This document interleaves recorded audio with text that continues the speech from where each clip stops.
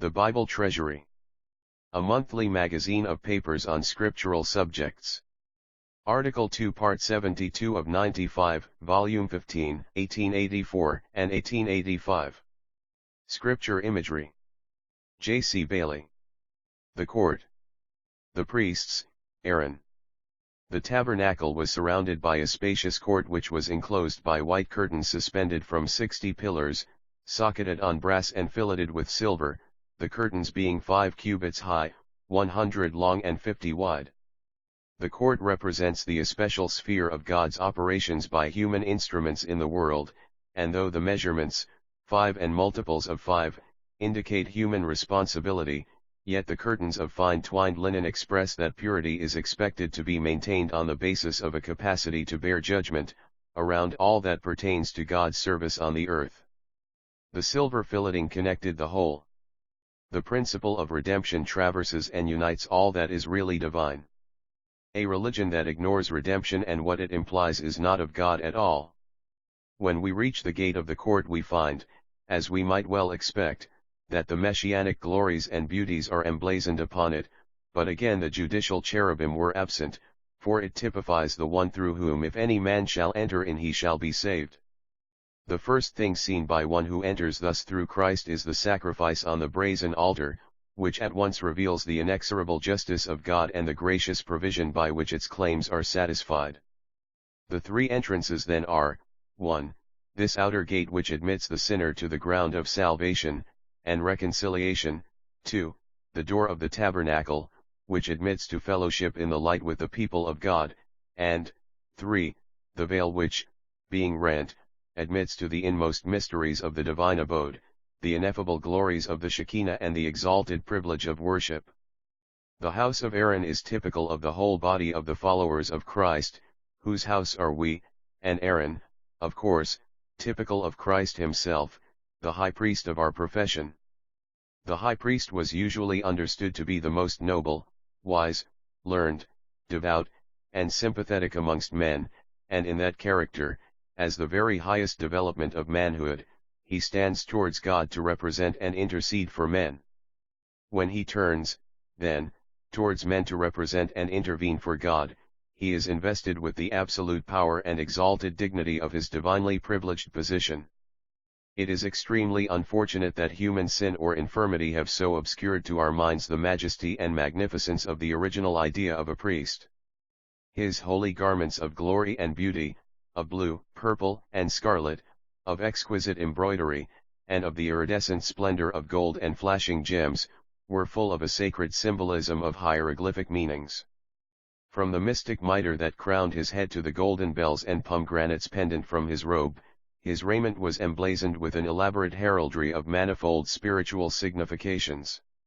The names of the people of God were engraved on precious stones to be carried on his shoulders and in his breastplate. Their memorial too was in the formula upon the mitre on his head, signifying that on the seat of power, affection, and intelligence our great high priest continually carries the remembrance of his beloved people.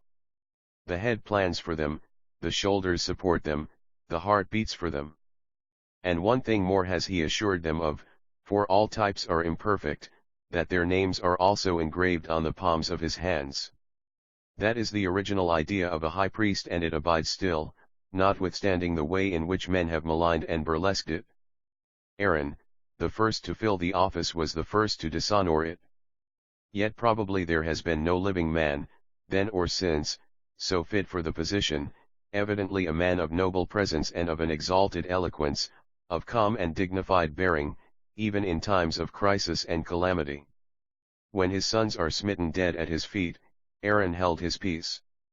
He had attained the faculty which that illustrious German prince, who had suffered so much, recently desired for his son, learned to suffer without complaining. When he hears that he is to die without seeing the promised Lord, toward which he has fought and labored for 40 years, he calmly prepares for his lonely pilgrimage up the sides of Mount Hor.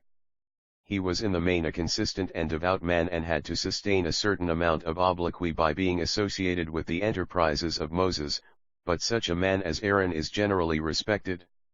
Even the Quran, which is pretty hard usually on makers of idols, deals very gently and apologetically with him, while those writers who have, like Paine, written with the greatest virulence against Moses, generally leave his brother alone. And this indicates where his shortcomings were. A man who is never abused, never accomplishes anything of the first order. Woe unto you when all men shall speak well of you. Aaron was weak and was turned aside at one time by the influence of the strong mind of his sister, at another by the pressure of popular opinion. To him, vox populi was become vox Dei, when he should have recognized, in that case, the vox diaboli. Not that he was weaker than men generally, but his position required one who was stronger.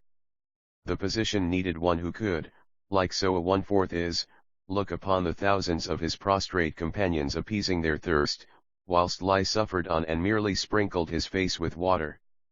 Within the imposing personality and behind the eloquent tongue of the first high priest there was a spirit infinitely less powerful than that which enabled the little battered old man whose bodily presence was weak to look on the furious opposition of whole nations and say, "None of these things moves me," or even than that which enabled the common-looking old Greek philosopher to refuse to escape from the poison cup of his enemies, when he was offered the opportunity.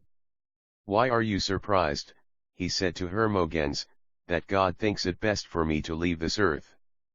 But when such a man as Aaron is led astray, the noble gifts which he has received become perverted to unworthy uses. That faculty of language which formerly had resounded with such sonorous power before the Egyptian courtiers is afterwards used to effect a most dexterous palliation of his offense. "Thou knowest the people, that they are set on mischief. Then I cast it the gold into the fire, and there came out this calf.